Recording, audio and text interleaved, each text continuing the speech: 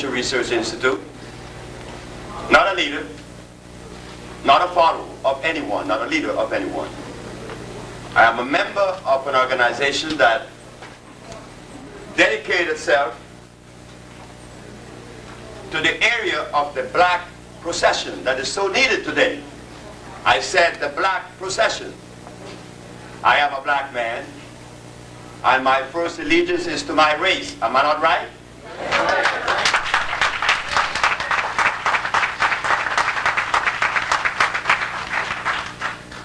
Chinese first allegiance is to himself and the Chinese race.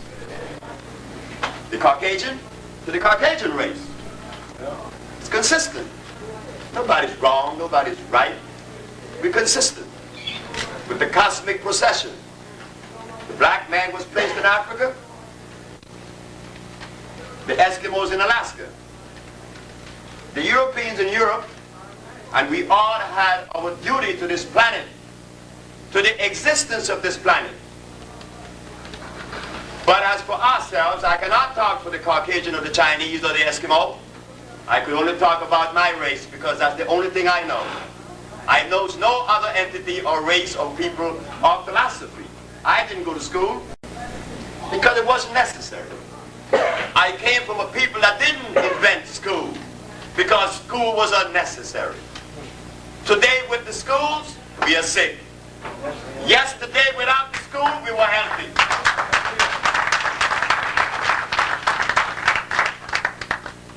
The first part of this journey that we will take, this tedious journey, is about explaining how we cure AIDS. It's not how Sebi cure AIDS. Am I your brother? Yes. So if Sebi or the Ocean Research Institute cure AIDS, who cure AIDS? The black race or Sebi? It is the black race. When the Chinaman does something in China,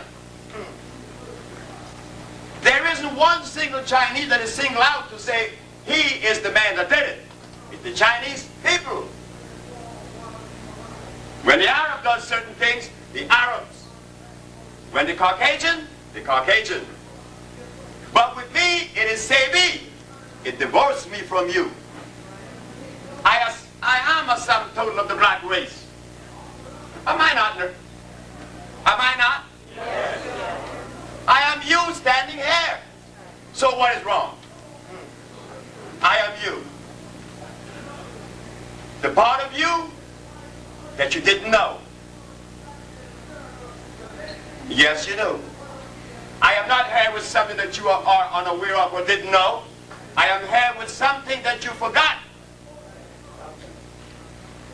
So as a black man, we will introduce to the world a black perspective to pathology and nutrition. We have had the Ayurvedic, which is Indian. It failed. We have had the allopathic, which is European. It failed. We have the microbiotic, where it recommends us to eat rice. Rice is starch, isn't it? Yeah. Starch is carbonic acid. It failed. So let us now introduce one that will complement ours, the black man. The position of the black man was always one of healing. When the black man was found in Africa, did he have prostitution? No. Did he have alcohol? No. Did he have religions? Yes. No, he did not. Nature did not start with religion. Nature only creates those things that are necessary, that supports life. Religion does not support life. Life supports life.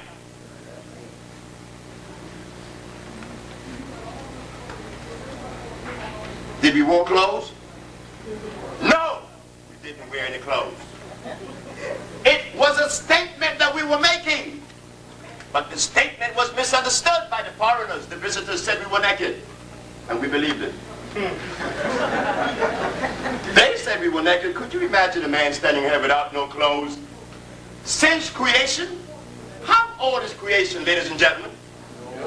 Nobody knows. But since creation, we lived in the forests of Africa without no clothes. And one day some strangers came and said, you are naked.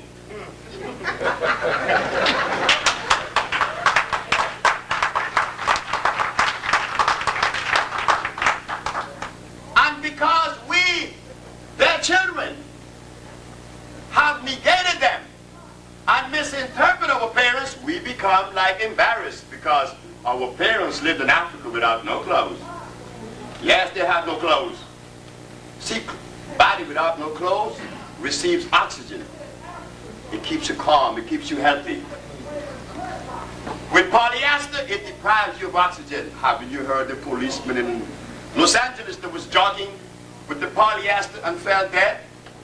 The deprivation of oxygen. We wore no clothes. No, we didn't. But there was no prostitution. You see? And when our parents ate, they ate from the tree.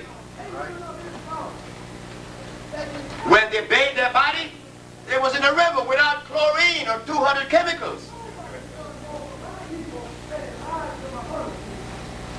And they were savages.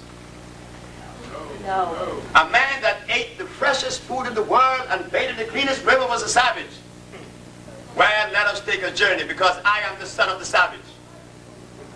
I am her child. I am their child. I am my mother's son. Fortunately for me, she is, has been, and will always be the only entity that I would ever listen to. No one else, nobody else. No philosophy or no one else, my mother. I came out of her. She deserved every credit that I would ever muster up. After all, I could never pay my mother because I'm her child. So we're going to journey back and steer into our mothers now. It is said through the history of medicine that medicine began in Egypt. It sure did. Well, if medicine began in Egypt, it said that there was a need for medicine in Egypt. And if there was a need for medicine in Egypt, there was a violation. The people in the parts of Africa need no medicine. They had no doctors. Why? There was no violation. May I have your attention? May I have your attention? The only reason that we become sick. Contact security. Officer Moses, contact security. Thank you. The only reason that we become sick is when there is a violation. But in the forests of Africa, you could not violate because there were no rice, there were no beans, there was no carrots, there were no hogs, there were no cows, there was no wheat in Africa. The African did not eat those foods because those foods that I just mentioned that are supposed to be food substances, they are laboratory products. And the black man did not alter nature or add it in any way, remove or add. So you see, what did we eat? What did the African eat in the forests of Africa that is so necessary to know today? Because our body is in need of it. We are sick. But the anthropologists that came to us, the archaeologists, the paleontologists, the historians, they didn't talk about what our parents ate. What did they talk about? I don't know. Whatever they talked about was of no consequence because now we are sicker than we ever been. But we read all those books. Well, I read no book. So we're going to journey now on a natural perspective, a natural canoe. Since medicine did not begin in the jungles of Africa, and it began in Egypt, we know that there were violations. Hippocrates came years later and brought the science and established the science of the medical science today. Hippocrates in 365 BC. He used herbs too. The question should be asked now, why isn't the physician using herbs today? If Hippocrates was the father of medicine. So we find that instead of us understanding, we criticize, like the Usha Institute has been criticized. Well, our parents does not allow us to criticize them. It is time to look at them and worship them, follow them.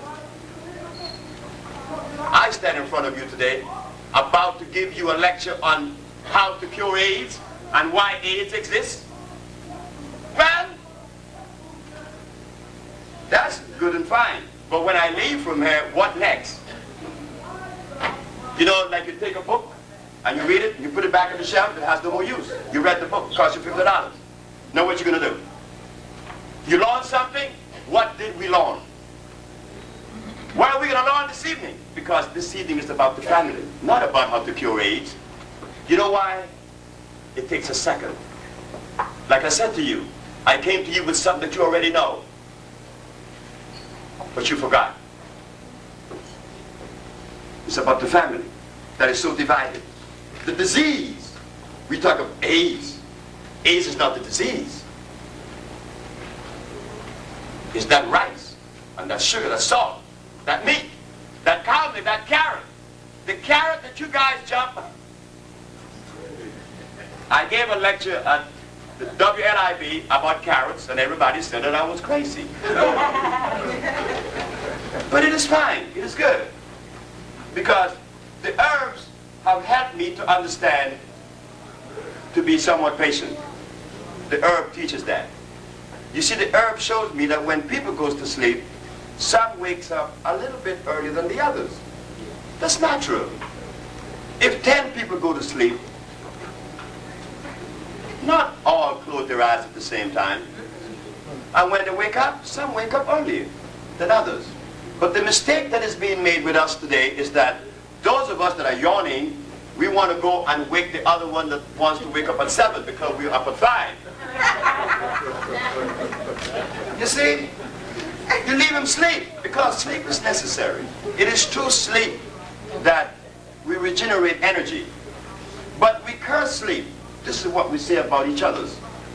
Oh, you are dead. You're asleep. He's not dead. Yes, he's asleep. But why are you angry because he's asleep? Isn't sleep necessary? Are you awake? Yeah. Well, why don't you do the things that people that are awake does? Do that. Because when he wake up and you talking trash, you're going to say, well, look, man, let me go back to sleep because you've been awake for years and haven't done anything.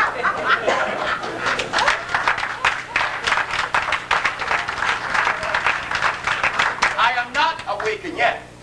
I'm still yawning.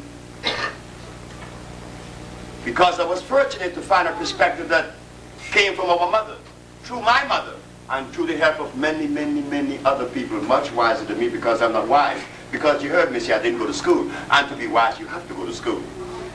Yes, you do. Because if it wasn't that way, then there would not be any schools, right?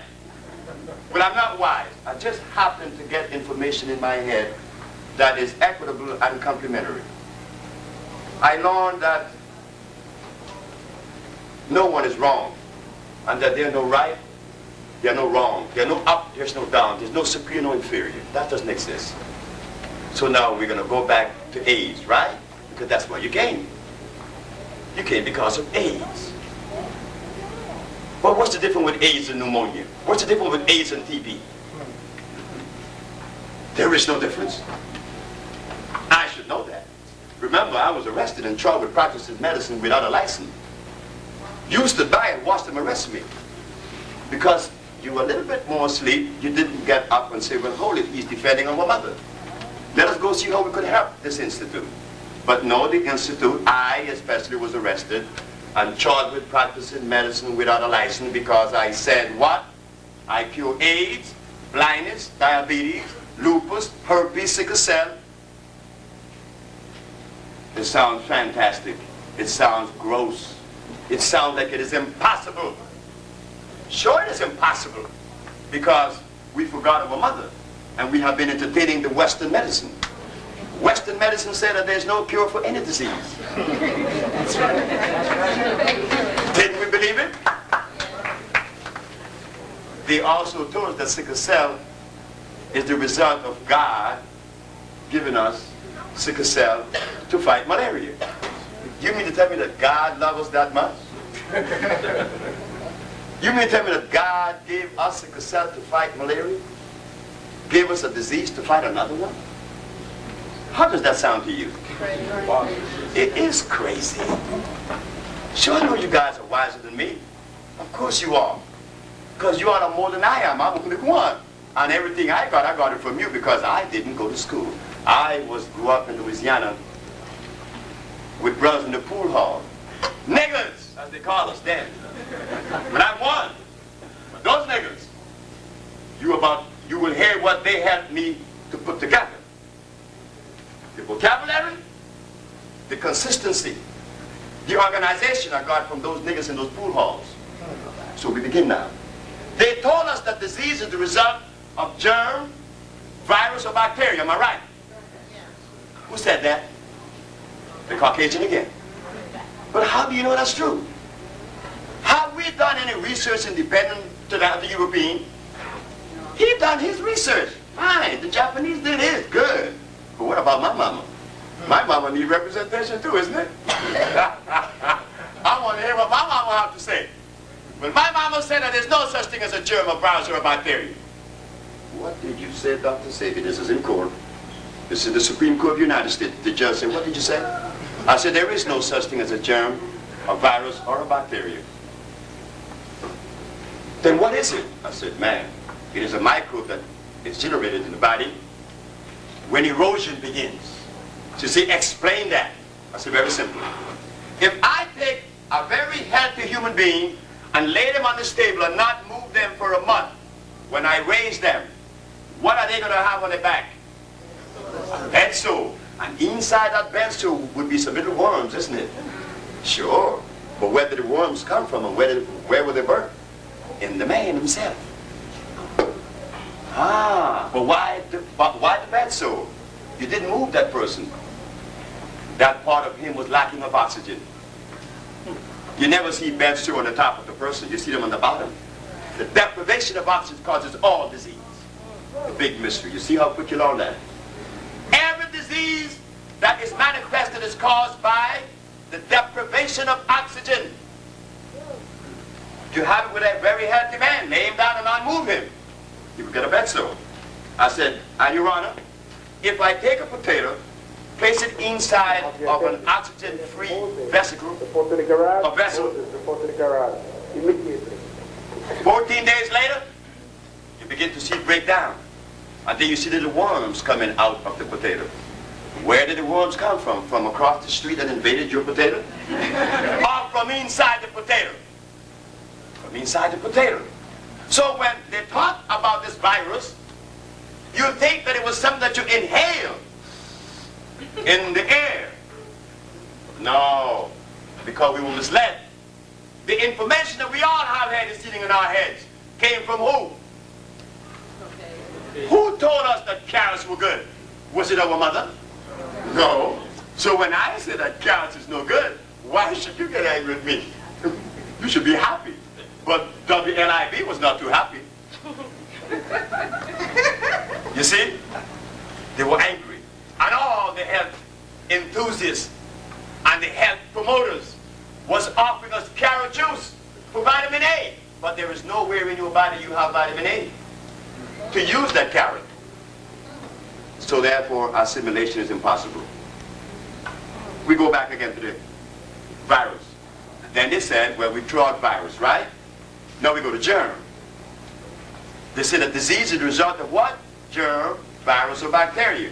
But we just threw out virus because the man had a bed sore. And he got it because of what? Not moving him. His body was being deprived of oxygen. Now we go internal. When those cells cease to receive oxygen, they break down. And depending where the erosion is taking place, what disease you will have. If the erosion is in the nostril, it is what? Sinusitis. If it's in the bronchial tubes, it's bronchitis. If it's on the lung, it's pneumonia.